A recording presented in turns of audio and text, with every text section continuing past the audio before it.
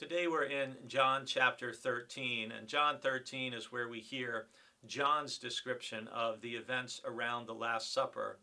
Uniquely to John's gospel is the story of Jesus washing the disciples' feet.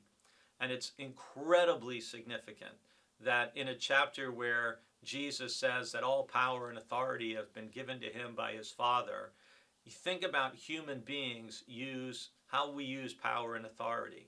For many, many people, if you give them power and authority, you will see what their character is like.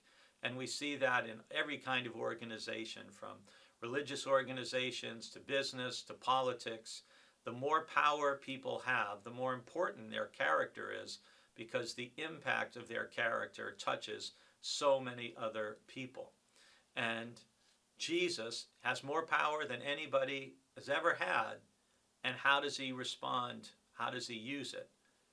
He takes off his rabbinical robes, wraps a towel around his waist, and does the most menial of tasks, a slave's job. He washes the disciples' feet.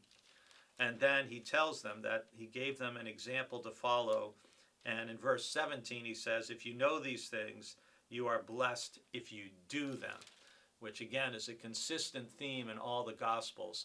The blessing comes in doing, not just in intellectually knowing or even be able to quote what Jesus says. The blessing comes in doing what he says, especially in difficult circumstances where we've had misunderstandings or miscommunications with people.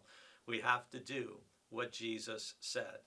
And then at verse 21, after saying this, Jesus was troubled in spirit and declared, very truly I tell you, one of you will betray me.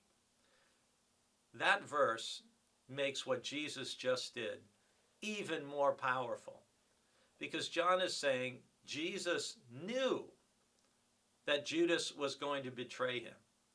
Jesus knew that Peter would deny him, and yet Jesus washed their feet. What an incredible example.